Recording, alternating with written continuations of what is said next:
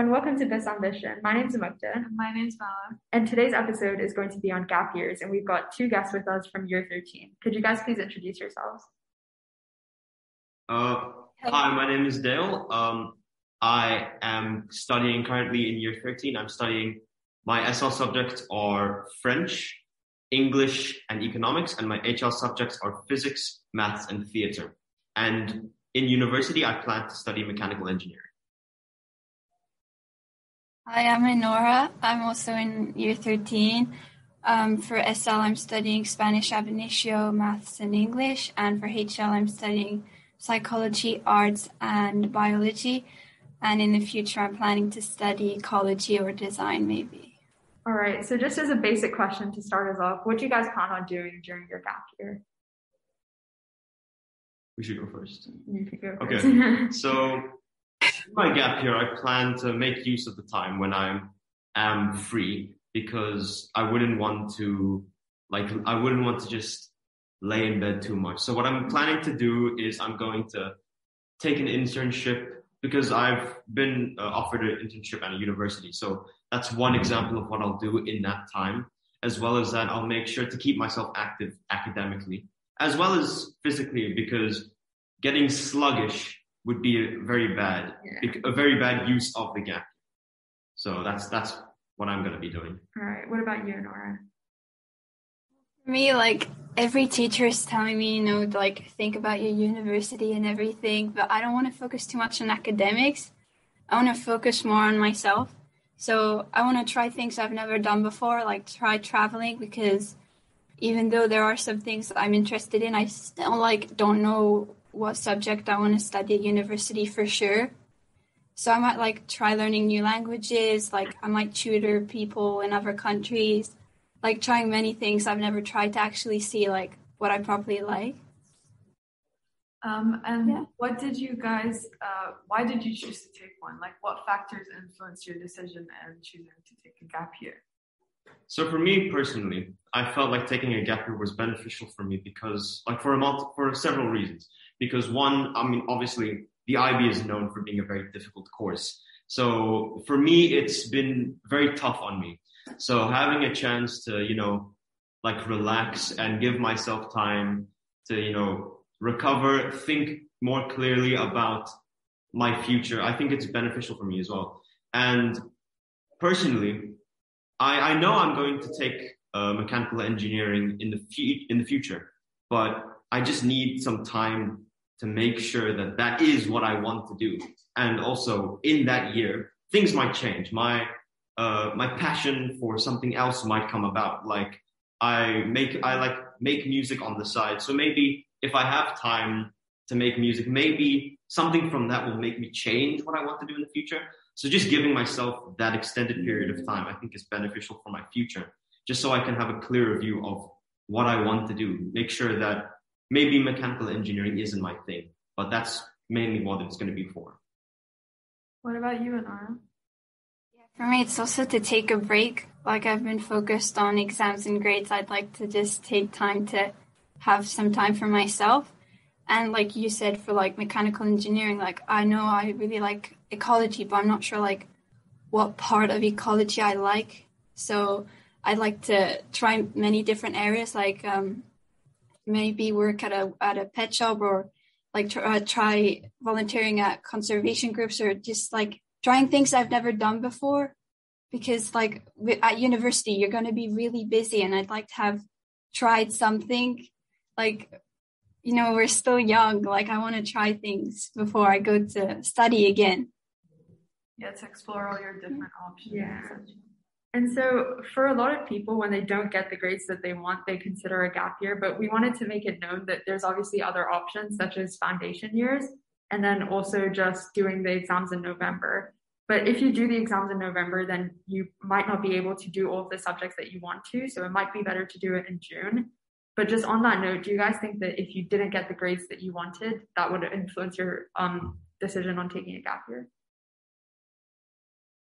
Well, I think that not getting the grades you want, I think if you have time to work towards a better score, and if you're motivated enough, and if you really want to get that grade, like maybe move a 4 up to a 5 or 3 up to a 4. If you really have that drive to be successful, then yes, it's definitely worth considering giving yourself time to really work at what you need to work at. Because really what it is at the end of the day, it's up to you. If you're motivated enough to do it, you should do everything it takes to get to that point. Yeah, I kind of agree, but like if there's a university you want to go to like desperately and you know you want to go there and you don't have the score, then yeah, you should probably work towards getting better grades.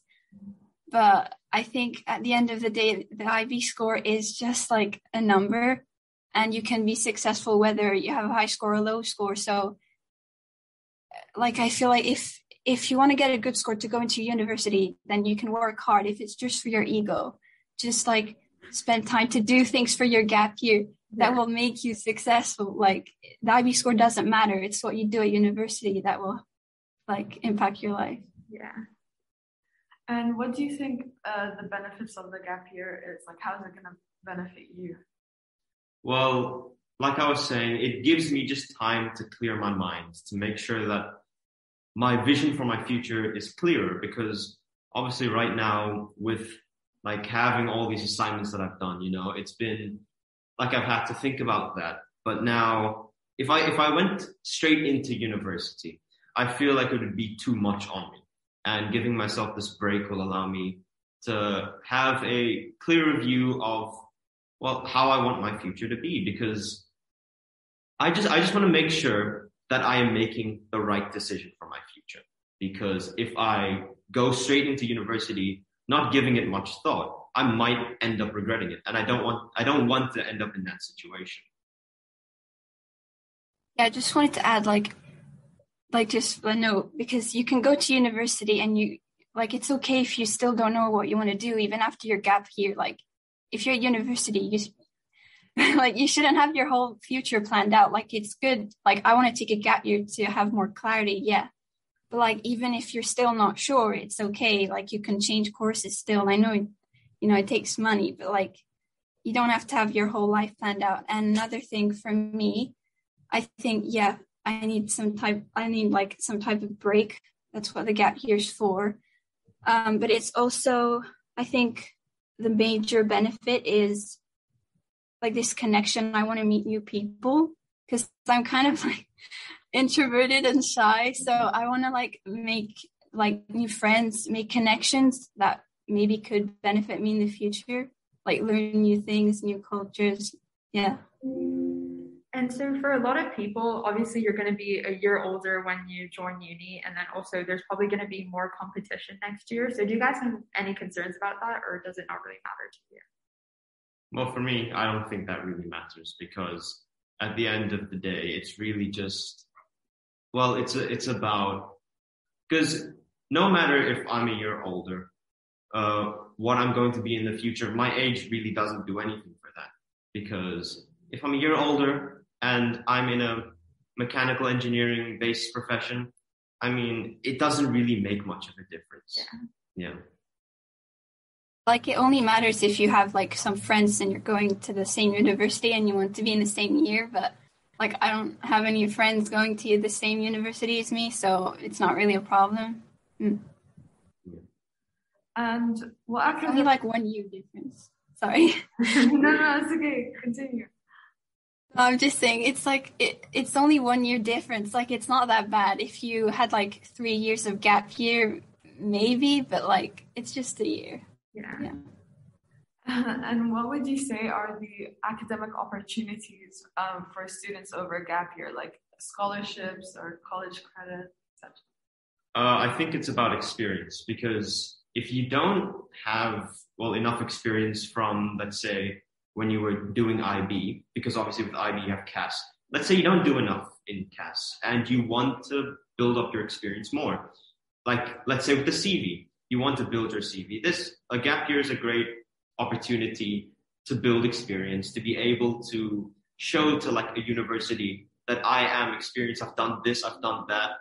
And I think it's really beneficial in the long term. I think that could really help. like the IB score is important. Obviously, you need like a certain type of score to maybe get like accepted by university, but it's that experience that's gonna make you stand out. Yeah. And Nora, you mentioned that you were going to travel, so we wanted to know more about like your plans to travel. Are you traveling with a group, and like what do you plan on doing while you travel? Yeah, so like I've looked at many YouTube videos. There's a girl called Unjaded Jade, Oh, and yeah. she did her own gap year. And do you know her? Yeah. No? Yeah. Yeah, she gives really good tips. And they're like companies, I guess, that are really good. There's World Packers, and there's Projects Abroad. And they've got like these different projects that you can join. You can be in a group or you can be alone, and you can like work in hostels abroad. There's like work exchange and stuff. Sorry. So yeah, you can do many things. And there are also like benefits. So they can pay for your meals. They give you details and you choose like exactly what project you want to do, which is great. Yeah. And so just to end off, do you guys have any tips, not even just for gap years, but generally about the IB that you'd like to share? Well, I think that if you want, like with IB, it's a very difficult course. So I think a tip from me is don't burn yourself, because it's very easy to like have a mental burnout, and that's very dangerous because with a lot of assignments, there's a period of time where you have like 5 deadlines in the next like 3 weeks, and that can be very difficult. So what I think is a very good thing to do is make sure that you do give yourself time afterwards to relax, because it's very much, it definitely helps. Now I know everyone's different and some people can take that workload, but some simply can't. And for those people, it's definitely worth it to give yourself time to just relax and, just think about everything and be able to just have that time. That's important. Yeah, for me, it's don't take the IB too seriously. Like it's easy when you're young. You're like, oh, if I get a bad score, it's the end of my life. Like it's not. Just like take your time, and also, like you said, like take time to learn more about yourself, because what my dad always said is like, do you remember the exams that you did 2 years ago? And I don't remember. So it's like, that's going to be it. In 2 years, when you're going to be in university, you're not going to care about the IB. It's just a stage. So like, don't take it too seriously. And yeah, that's it really. Try and stay positive. All right, that was really helpful. Thank you guys so much for your time. And that's it for this episode. And thank you for everyone for listening. Thank you very much.